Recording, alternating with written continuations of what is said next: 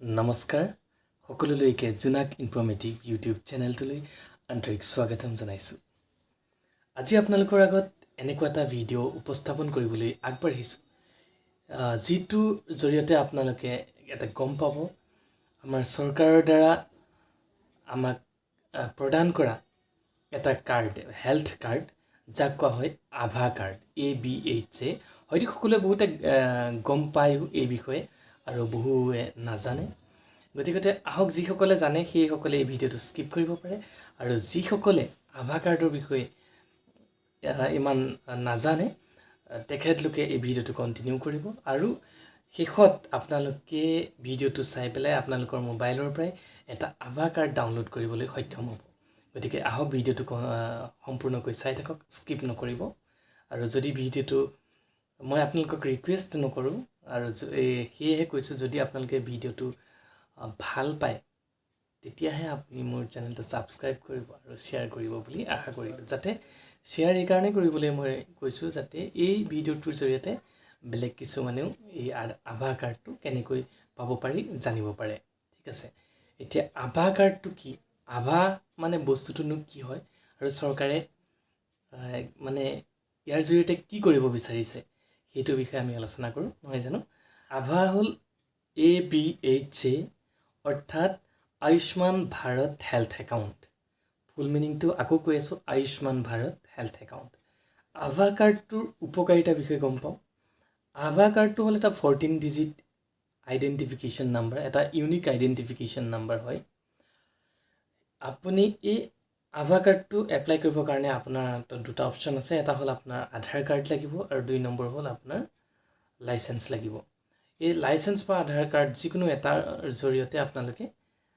মানে কি হ'ল আভা কাৰ্ডটো পাব পাৰে। আভা কাৰ্ডটোৰ উপকাৰিতাৰ বিষয়ে এতিয়া কওঁ। এই যেতিয়া আপুনি এপ্লাই কৰিব আভা কাৰ্ডটো পোৱাৰ লগে লগে কি হ'ল, আপোনাৰ যিখিনি মেডিকেল ৰিপৰ্ট, সেই সকলো মেডিকেল ৰেকৰ্ডছখিনি আপোনাৰ সেই আভা আইডেণ্টিটি নাম্বাৰটোত মানে সন্নিহিত হৈ থাকিব, এটাচ হৈ থাকিব, মানে লিংক হৈ থাকিব। তাৰ ডক্টৰৰ ডিটেইলছ থাকিব, ডক্টৰে আপোনাক কি কি দৰৱ মানে প্ৰেছক্ৰাইব কৰিছিলে সেইখিনি থাকিব, লগতে আপোনাৰ যিখিনি আপোনাৰ হেল্থৰ টেষ্ট কৰিছিলে, ডায়েবেটিছ, চুগাৰ, অন্যান্য যিখিনি টেষ্ট কৰিছিলে সেই গোটেই টেষ্টৰ ডিটেইলছখিনি সেই নাম্বাৰটোত লিংক হৈ থাকিব। এতিয়া ছাপ'জ আপুনি কোনোবা এখন ৰেজিষ্টাৰ্ড, যি আভা ৰেজিষ্টাৰ্ড, মানে আজিকালিতো এতিয়া সকলোৱে হৈ গ'ল, সকলো হস্পিটেল, চিকিৎসালয় মানে যিমানখিনি আছে, প্ৰাইভেটেই হওক বা গভৰ্ণমেণ্টেই হওক, সকলোতে আপোনালোকে আভা কাৰ্ডটো লিংক কৰাব পাৰিব। তেতিয়া মানে কি হয়, যেতিয়া আপুনি কোনোবা আপোনাৰ নিজৰে হওক বা আপোনাৰ ফেমিলি ৰিলেটিভৰে কাৰোবাৰ যেতিয়া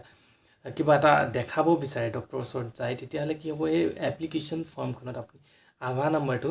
মেনশ্যন কৰিব। তেতিয়া কি হ'ব, তেওঁলোকে এই যিখিনি আপোনাৰ ট্ৰিটমেণ্ট হৈছে, ডক্টৰৰ ডিটেইলছখিনি, তেওঁলোকে কি কি টেষ্ট কৰাইছিলে, এভৰিথিং সেই লিংকটোত আপোনাৰ আভা কাৰ্ড যিটো নাম্বাৰ থাকিব, সেই নাম্বাৰটো তাত এণ্ট্ৰি কৰি দিব। এণ্ট্ৰি কৰাৰ লগে লগে যিখিনি তথ্য আছে, তথ্যখিনি তাৰ লগত লিংক আপ হৈ যাব। ইন ফিউচাৰ ছাপ'জ আজি গুৱাহাটী GMCHলৈ গ'ল, তাৰপিছত কাইলৈ আকৌ আপুনি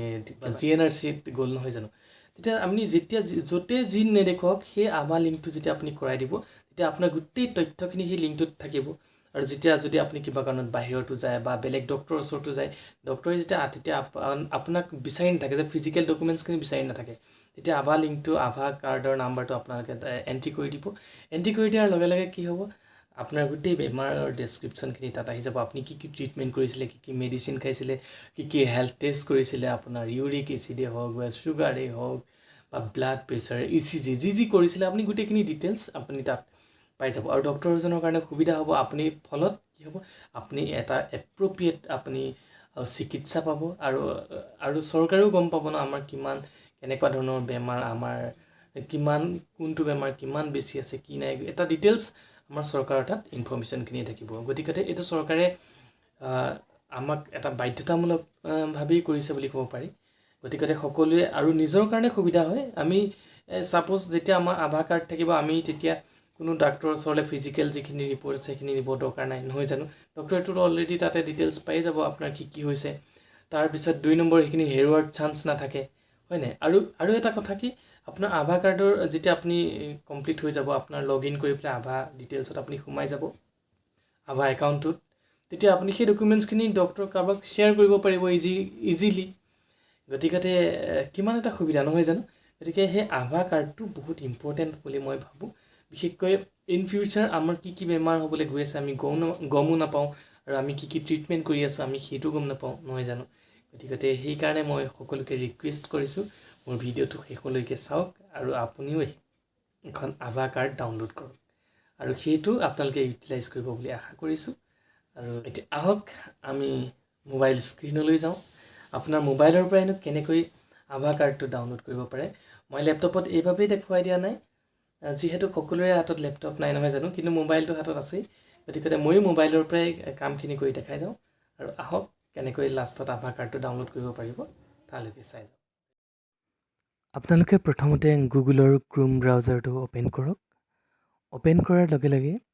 আপোনালোকে তাত টাইপ কৰিব ABHA আকৌ কৈ দিছোঁ ABHA তাৰপিছত এণ্টাৰ মাৰিব ঠিক আছে এণ্টাৰ মৰাৰ লগে লগে আভা যিটো অফিচিয়েল ৱেবছাইট হয় সেইটো ওপৰত আহি গৈছে আৰু য'ত আভা নাম্বাৰ বুলি লিখা আছে আপোনালোকে সেই আভা নাম্বাৰটোত ক্লিক কৰি দিব তেতিয়া কি হ'ব আমাৰ আভাৰ যিটো অফিচিয়েল ৱেবছাইট আছে সেই ৱেবছাইটটোলৈ আমি ৰিডাইৰেক্ট হ'ব পাৰিম ঠিক আছে এতিয়া আমি অফিচিয়েল ৱেবছাইটটোলৈ আহিছোঁ ৱেবছাইটটোলৈ অহাৰ লগে লগে আমাৰ স্ক্ৰীনখন বহুত ডাঙৰকৈ দেখা পাইছোঁ আমি সেইটো ডেস্কটপ ছাইট কৰিব লাগিব আৰু কেনেকৈ আমি ডেস্কটপ ছাইট কৰিব পাৰিম তাৰ বাবে ওপৰত থকা তিনিটা ডটত ক্লিক কৰক ক্লিক কৰি পেলাই তলত লিখা আছে চাওক ডেস্কটপ ছাইট তাত ক্লিক কৰি দিয়ক ক্লিক কৰি দিয়াৰ লগে লগে আপোনালোকে ক্ৰিয়েট আপোনাৰ ইয়াত যিটো লিখা আছে ক্ৰিয়েট আভা নাম্বাৰ আপোনালোকে তাত ক্লিক কৰি দিয়ক ঠিক আছে তাত ক্লিক কৰি দিয়াৰ লগে লগে মোৰ নেটটো যিহেতু অকণ শ্ল' হৈ আছে অকণ প্ৰব্লেম হৈ গৈছে এতিয়া ক্লিক কৰাৰ লগে লগে আপোনাৰ নেক্সট পেজটো খোল খাব এতিয়া ইয়াত আপুনি দুটা অপশ্যন পাব আপুনি কেনেকৈ আভা কাৰ্ড পাব পাৰে এটা হ'ল আপোনাৰ মোবাইল নম্বৰ যোগেদি পাব পাৰে আৰু এটা হ'ল আধাৰ কাৰ্ডৰ যোগেদি পাব পাৰে আৰু এটা হ'ল ড্ৰাইভিং লাইচেঞ্চৰ যোগেদি পাব পাৰে যিহেতু আমাৰ ইয়াত সকলোৰে ড্ৰাইভিং লাইচেঞ্চ নাই আজি আমি ইউজিং আধাৰ কাৰ্ড যিটো অপশ্যন আছে সেই আমি আধাৰ কাৰ্ডৰ জৰিয়তে আমি কি কৰিম আজি আভা কাৰ্ড বনাম ঠিক আছে আপোনালোকে ক্লিক কৰক ওপৰত লিখা ইউজিং আভা নাম্বাৰটো তাৰপিছত আপোনালোকে আহক নেক্সট য'ত লিখা আছে তাত ক্লিক কৰক ক্লিক কৰাৰ লগে লগে চাওক আপোনাক ওপৰত য'ত আধাৰ নাম্বাৰ বুলি লিখা আছে নহয় জানো যিটো এই ব্লেংক জেগাটো যে এইটো আপুনি তাতে আধাৰ কাৰ্ডৰ নাম্বাৰটো এণ্ট্ৰি কৰি দিয়ক ঠিক আছে এণ্ট্ৰি কৰাৰ লগে লগে মই ইয়াত কৰি থৈছিলোঁ চাগে নাই এইটো নহয় ঠিক আছে মই আকৌ মেনুৱেলি আপোনাৰ এণ্ট্ৰি কৰি দিওঁ মোৰ নাম্বাৰকেইটা মই লিখি গৈছোঁ